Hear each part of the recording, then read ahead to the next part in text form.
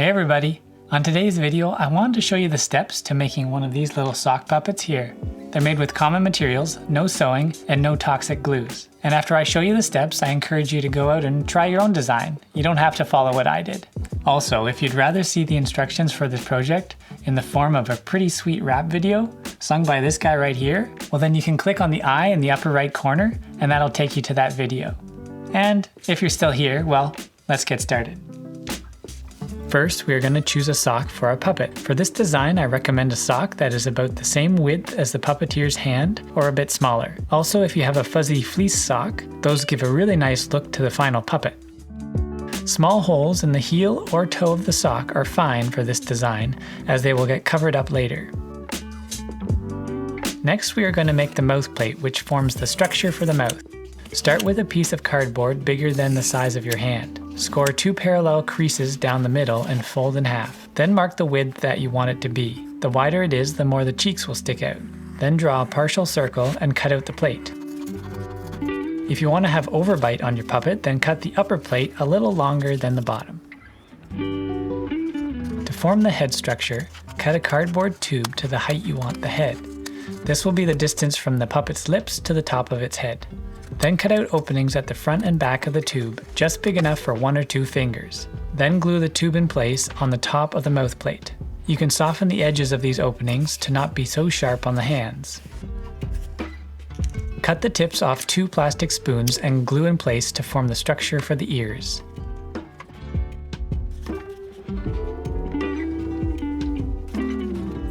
Slide the whole assembly inside the sock, aligning the mouth plate with the heel of the sock and the top of the cardboard tube with the toe of the sock. Once you have positioned the material where you want it, roll the sock back and apply glue to the inner crease of the mouth plate. Then press the sock in place. Place a loosely folded piece of paper inside the mouth and trace the shape. Then cut inside this line by about 5 mm and glue this piece in place. Be sure to glue right to the edges. Then draw on the back of the mouth with a marker. For teeth, cut the handles from the plastic spoons into short sections. Glue these in place on the upper lip, positioned so they don't interfere with closing the mouth. To make the eyes, I use the remainder of the plastic spoons to get a nice, shiny curved surface. Glue them in place and use a marker to draw in the pupils. Getting the direction just right is important if you want the puppet to look like it's making eye contact with the audience. You can test it first with a whiteboard marker, and then switch to a permanent marker when it's good. I used basic yarn for the hair. Coil up several loops of yarn, pinch it in the middle and tie together very tightly. Add a dab of glue here as well. Cut the loops at the ends. You can use the yarn as is for chunky hair, but I really like the wispy hair look, so we need to do some more work.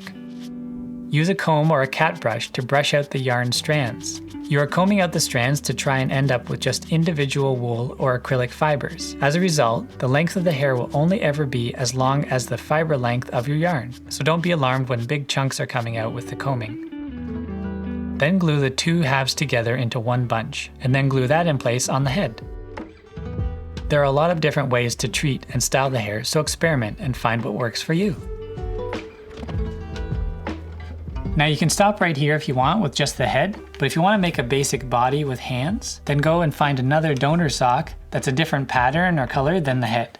Cut off the toe cap and make sure you can slide it over your arm. I glued a shoelace to become the arms, and then cut out some cardboard hands.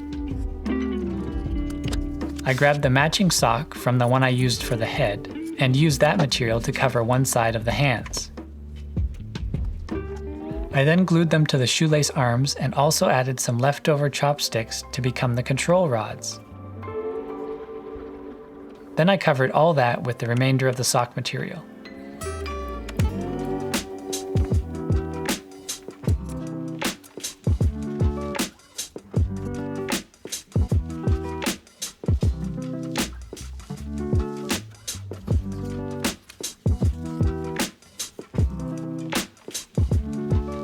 And And there we go. So go give it a try yourself and be creative with the materials you have around the house. With this guy, I used yogurt lids for the ears, a marble for the nose, and I cut the cardboard tube at a different angle to get a different head shape. Hopefully this has sparked your interest in puppets and puppet making. If you want to learn more advanced techniques, check out the description below for some of my favorite YouTube channels. That's all for now, and I'll see you on the next episode.